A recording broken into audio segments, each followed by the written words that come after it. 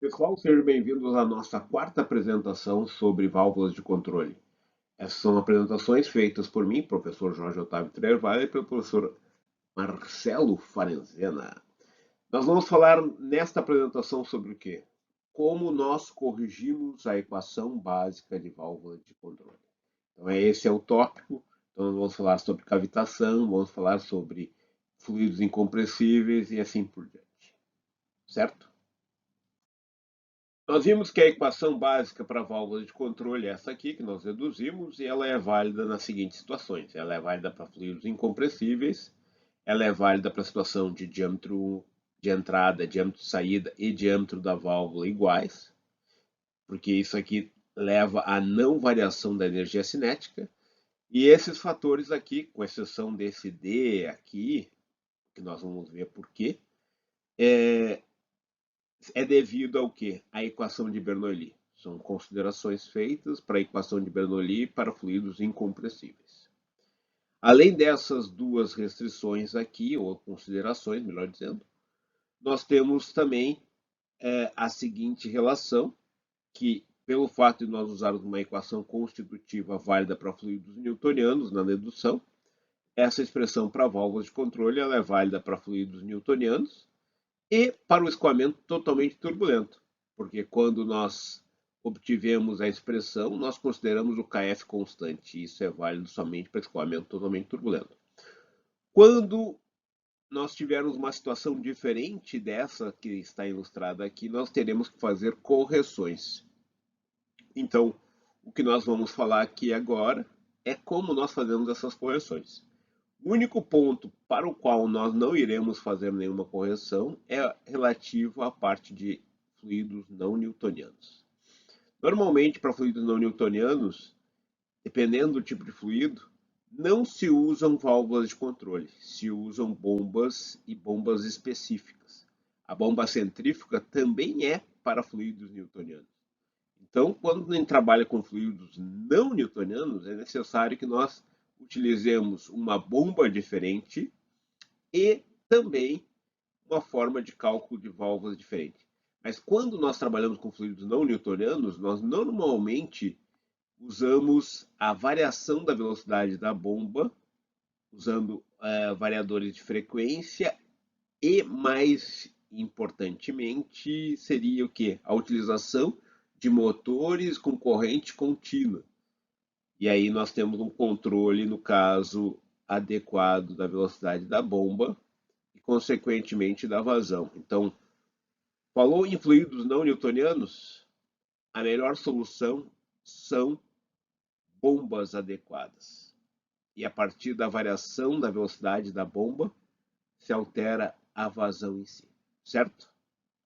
Então, para fluidos não newtonianos, nós não iremos apresentar nenhuma correção em si.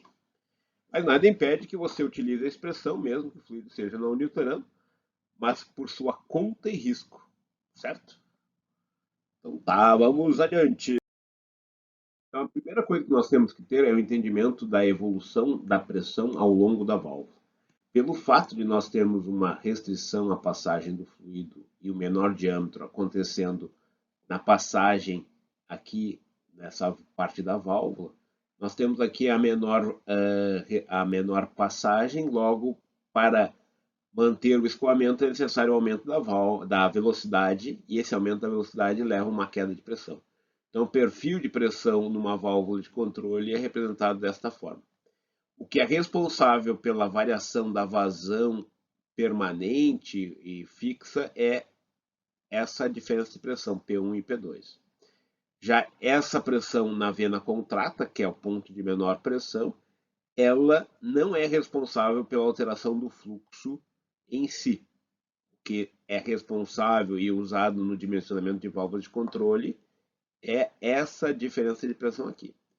Só que o fato de nós atingirmos uma pressão abaixo do que a pressão final, isso vai trazer implicações, como nós iremos ver, e uma delas é a possibilidade de surgir cavitação. Aqui, mais uma vez, nós enxergamos mais claramente essa evolução. Se nós olharmos aqui, a região de maior restrição à passagem do fluido é aqui, logo a velocidade nessa região vai ser maior. Sendo maior, isso leva a uma redução na pressão, isso tudo decorrente da equação de Bernoulli. Então, aqui nós vemos três situações possíveis. Assim como acontece com bombas centrífugas, a pressão de vapor ela é extremamente importante, porque ela representa a vontade, a capacidade, a transformação de líquido em vapor, a tendência a essa transformação. Se a pressão de vapor estiver abaixo da pressão da vena contracta, o líquido permanece líquido, ou seja, não há vaporização. O problema é quando a pressão de vapor ela ocorre a uma pressão maior do que a pressão que ocorre na válvula, que é o que está acontecendo aqui, a pressão na válvula é inferior à pressão de vapor, nós temos o surgimento da vaporização. O surgimento da vaporização faz com que as moléculas que estão dentro do seio do líquido vão para a fase de vapor. Só que no caso de vaporização, essa liberdade do seio do líquido ocorre por poucos instantes de tempo. Elas vão ter logo em seguida o retorno à condensação. E esse retorno à condensação é acompanhado por elevadas ondas de choque. Isso danificam a operação da válvula, danificam a válvula, gerando também um elevado ruído. Além disso, isso implica numa alteração no equacionamento, ou seja, quando ocorre a cavitação, assim como o flashamento, um aumento de diferença de pressão não é acompanhado por um aumento de vazão. Então, isso aqui tem implicações significativas no equacionamento da válvula de controle.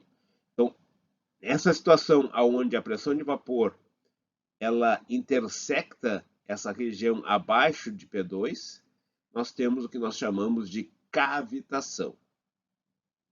E existe a situação em que a pressão de vapor ela é superior à pressão P2, essa situação que a gente chama de flashamento, ou seja, a mudança de fase líquida para vapor, ela ocorre sem retorno, ou seja, essa situação em que o líquido vira vapor, mantendo-se na fase vapor.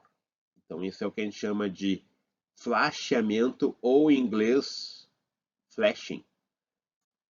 Então, é isso que nós vamos ver em seguida.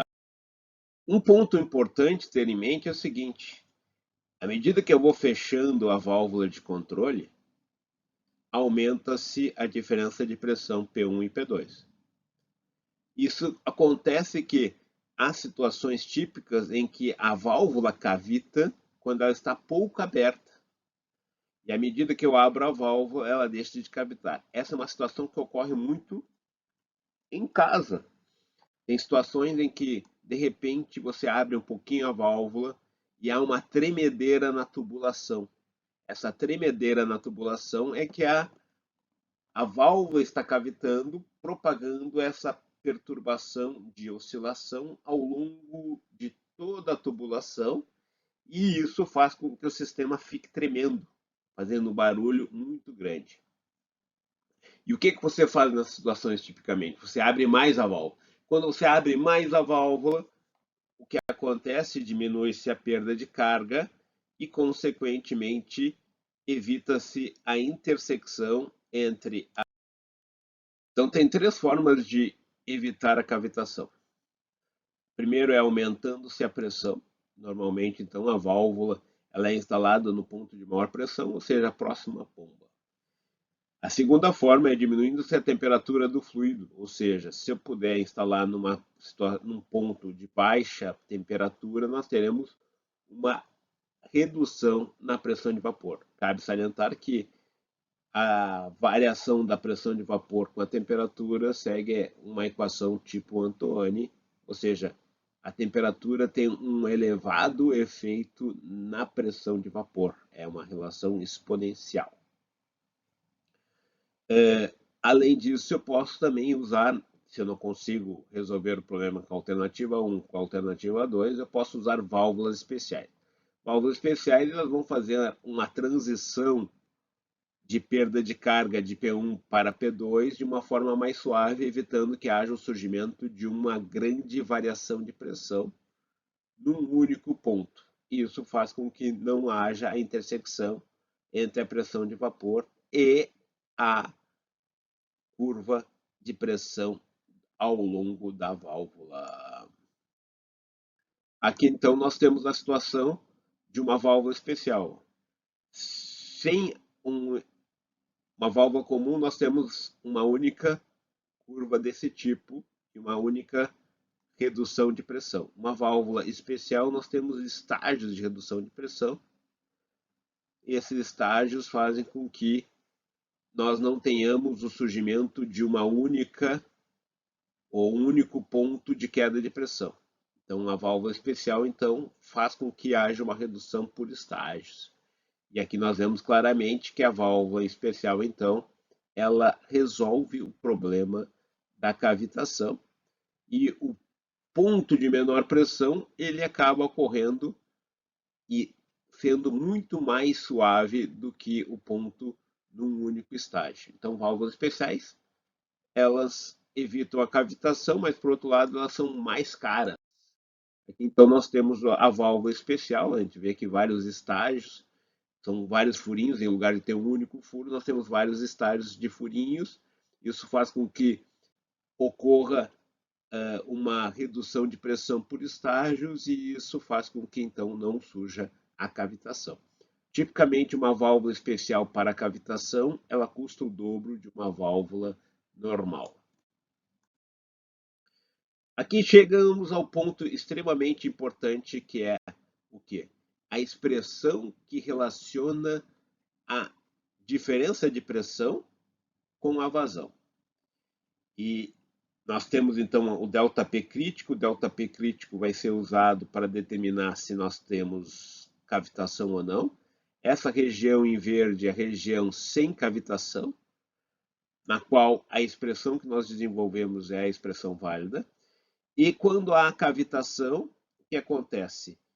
Nós temos então um aumento de diferença de pressão que não é acompanhado por um aumento de vazão.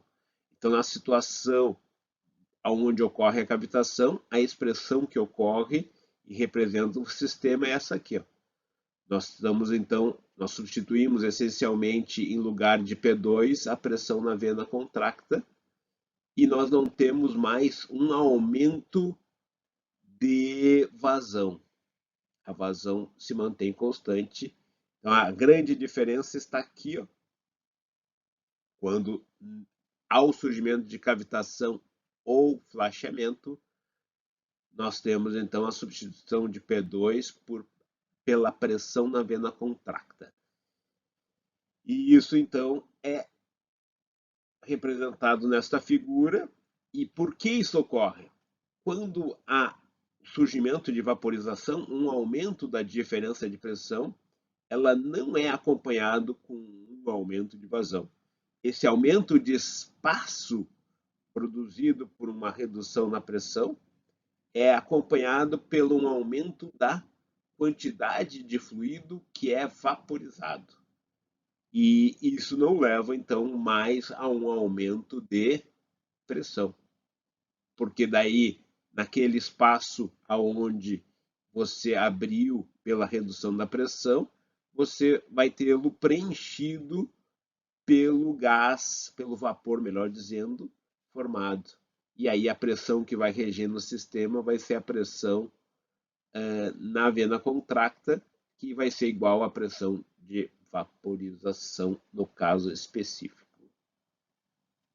Então, essa é a ideia associada ao equacionamento de válvulas quando há cavitação. Vamos agora determinar a pressão na vena contracta e como nós calculamos o ΔP crítico. O ΔP crítico é o que vai ser utilizado para dizer se a válvula cavita ou não cavita. Se a diferença de pressão for menor que o ΔP crítico, a válvula não cavita e a expressão é essa aqui. E se for maior, a expressão a ser usada é essa em vermelho. Então é isso que nós vamos deduzir agora em seguida. Para determinar se a válvula cavita ou não, uma parte muito importante é o chamado fator de recuperação de pressão, o FL. Como nós dissemos para vocês, nós temos que escolher entre essas duas expressões. E para determinar se nós vamos escolher uma expressão ou outra, nós vamos usar o FL. O que é o FL? É a diferença de pressão que é responsável pelo escoamento da válvula sobre a diferença de pressão máxima que ocorre na válvula. Vamos entender melhor no próximo slide o que é esse FL. Aqui nós temos então representado o FL, é a relação entre essa diferença de pressão, P1 e P2, e a pressão P1 e em relação à vena contracta. Isso é uma propriedade do tipo de válvula. Por exemplo, válvulas Globo, elas têm FL 09 e 095. Válvulas borboleta têm um FL 068. Então é do tipo de válvula, e o tipo de válvula vai dizer essencialmente, quanto maior for o FL, menor é o tamanho desta barriga, menor é a tendência a cavitar. Ou seja, quanto maior o FL, mais próximo estará P1 menos P2 de P1 menos PV na contrata. Então, é essa a ideia. Válvulas com maiores FLs têm menor tendência a cavitar. Válvulas com menor FL têm maior tendência a cavitar, porque maior será a barriga, essa queda aqui de pressão. E essa queda de pressão é que é responsável pela cavitação. Certo?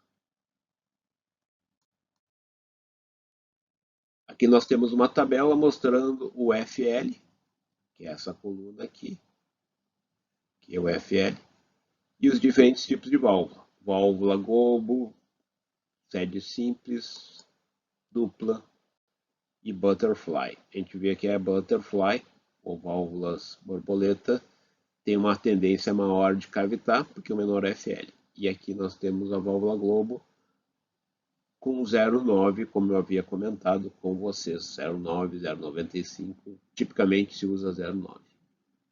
Isso é uma propriedade da válvula, isso é uma propriedade fornecida pelo fabricante da válvula.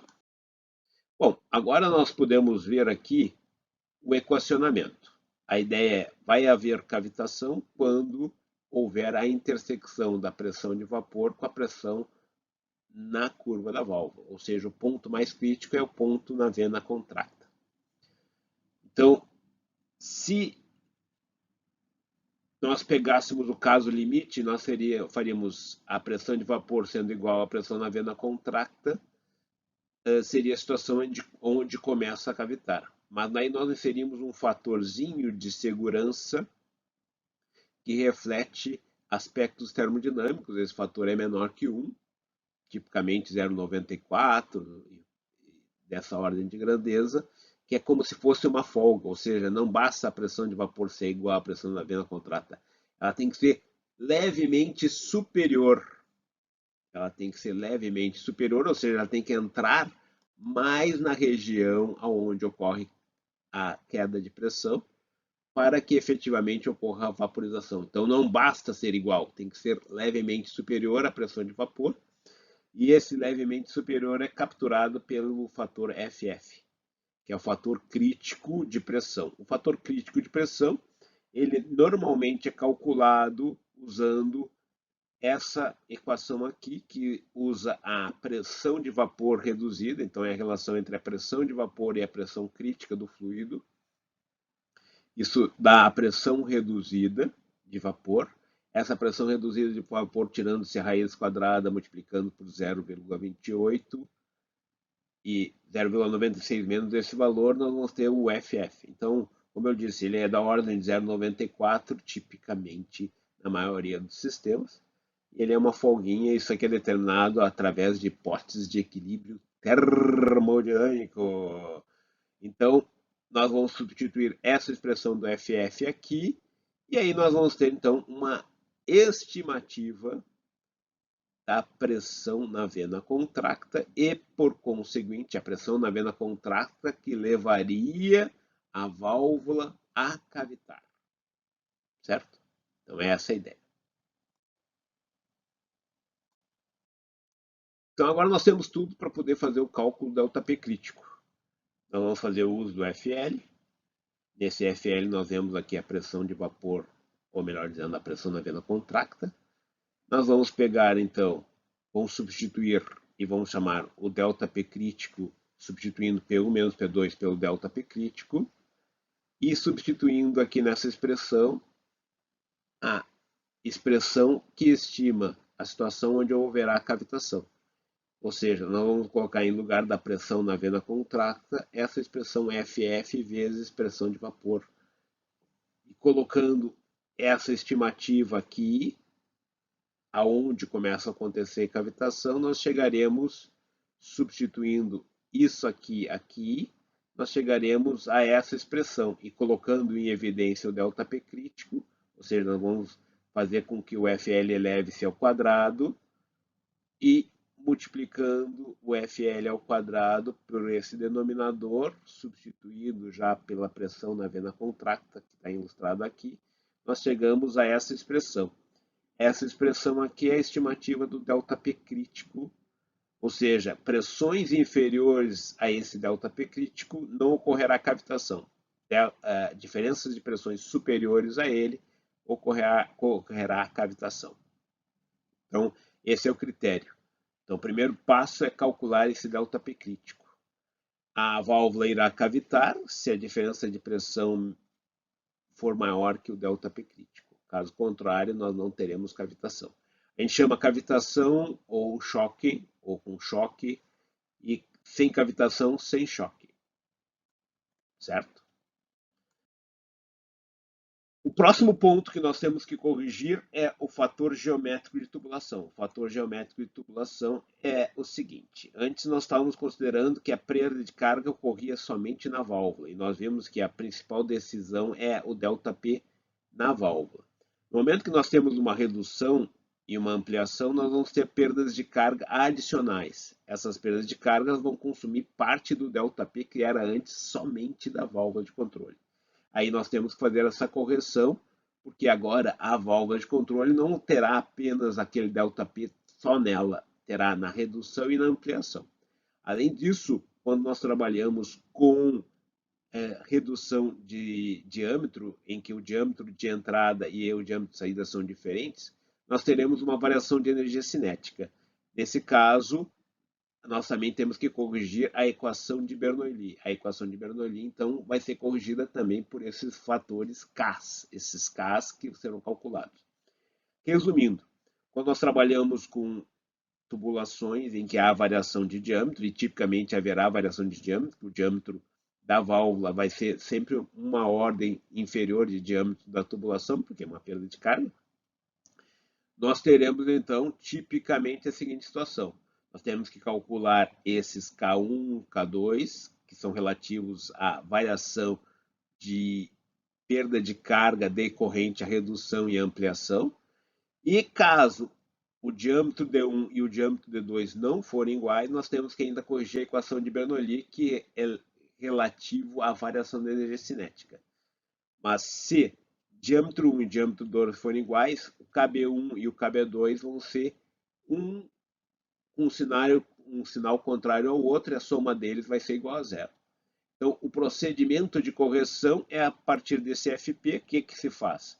Se soma esses Ks calculados aqui e calcula-se esse FP. E esse FP, se nós olharmos, ele é a raiz quadrada disso aqui, isso aqui está tudo no denominador, esse FP, então, ele aparece aqui e vai corrigir a expressão de escoamento de vazão. Então, esse FP é utilizado na situação sem cavitação E quando há cavitação, nós só calculamos o FP usando as grandezas de entrada, que nem está ilustrado aqui. E aí a expressão que se utiliza no caso é o FLP. O FLP é que vai ser colocado aqui em lugar do FP, no caso de situações com cavitação. Então essa é a ideia. E com isso, então, nós corrigimos os fatores geométricos de variação, tanto de energia cinética quanto de perda de carga devido à redução e ampliação. Bom, o próximo fator a ser corrigido é justamente se o escoamento é turbulento ou não. Para isso, nós usamos o número de Reynolds. O número de Reynolds de uma válvula de controle é determinada dessa forma. Nós temos esses N's aqui que dependem das unidades, então nessa tabela aqui aparecem os N's, de acordo com as unidades que você estiver calculando. O fator de dimensão da válvula típico é o CV, então ele é usado como fator de dimensão. O diâmetro de passagem também é um fator de dimensão, então normalmente o número de Reynolds precisa de uma dimensão típica. A dimensão típica de uma válvula de controle está associada ao CV e ao diâmetro de passagem. Então, o cálculo do Reynolds para a válvula de controle é essa expressão que está aqui, e a partir dela nós vamos entrar numa tabela para fazer justamente o cálculo se está tendo turbulência ou não e o nível de turbulência. Como já foi dito, os fatores N são apenas de conversão de unidade. Estão ilustrados nessa tabela aqui. O fator FD, que aparece nessa expressão, depende do tipo de válvula. Se a válvula for passagens dupla, que nem está ilustrado aqui, esse FD é igual a 0,7, e se ela for passagem simples, o FD é igual a 1. Então, essa é a ideia. E a partir do Reynolds calculado por aqui, nós vamos entrar na próxima tabela. E essa próxima tabela, ela apresenta 3 colunas. E dependendo do tipo de cálculo que nós vamos fazer, nós vamos pegar o valor de uma dessas colunas, como nós iremos ver a seguir. Importante ter em mente que essa tabela, nós temos 3 situações. O fator de correção é o FR. Esse aqui é o resultado que nós vamos usar para corrigir a expressão. O valor máximo é 1, ou seja, 1 quer dizer que não tem correção nenhuma devido ao tipo de escoamento, e à medida que o escoamento vai em direção ao comportamento laminar, o fator de correção ele vai sendo reduzido, e como ele vai aparecer no denominador, ele acaba então aumentando a vazão em si. Bom, mas o que interessa aqui é o seguinte: nós temos 3 situações. Se nós estivermos fazendo o dimensionamento da válvula, nós vamos entrar nessa coluna. Se nós agora estivermos usando, dado um determinado CV e dado um determinado ΔP, e queremos estimar a vazão que está passando, nós vamos entrar nessa coluna aqui. E se agora nós soubermos a vazão e o CV da válvula e quisermos, a partir dessas 2 grandezas, determinar a pressão, nós vamos entrar nessa coluna aqui. Então, aqui nós estamos entrando, dependendo da coluna, com o número de Reynolds calculado naquela expressão anterior. E por que é feito dessa forma? O motivo é simples. Porque quando o escoamento ele é laminar, nós teríamos a relação não mais a raiz quadrada. E o certo seria alterar o coeficiente. E em lugar de alterar o coeficiente, você altera um fator de correção. Então, eu não faria dessa forma, mas é assim que todo mundo faz e é assim que nós iremos fazer também. A determinação é feita através de uma interpolação. Então, você pega o seu número de Reynolds calculado, escolhe o tipo de cálculo que você vai fazer, entra, interpola e tira o fator de correção, que será então usado para corrigir aquela expressão de escoamento que nós vimos. Certo? Então vamos adiante. Vamos ver um exemplo ilustrativo mostrando passo a passo.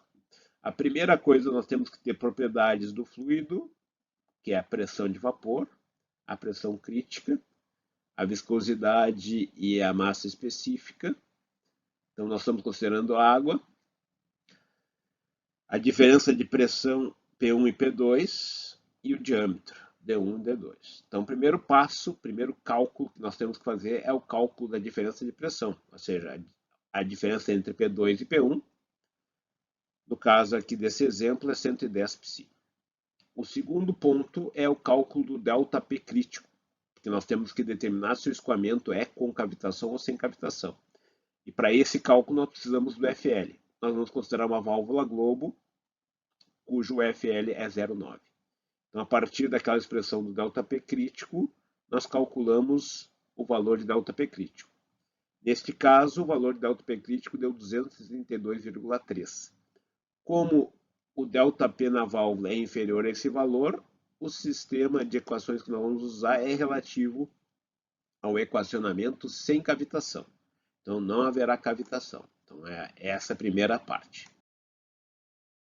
Então, a partir do cálculo do ΔP crítico, nós podemos determinar, então, que a válvula aqui não terá cavitação, ou seja, o escoamento será subcrítico, sem cavitação, sem choque. Então, o quarto passo, nós calculamos o CV inicial. Quando a gente calcula o CV inicial, nós consideramos FP, que é o fator geométrico, e o fator de Reynolds, de correção do escoamento, igual a 1.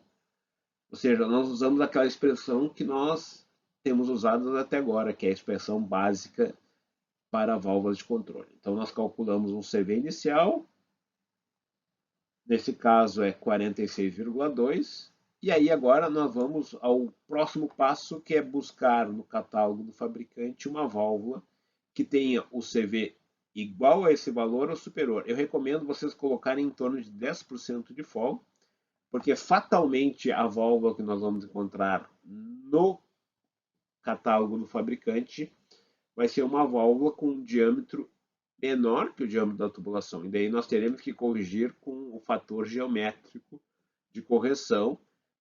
E normalmente esse fator vai ser um número menor que 1.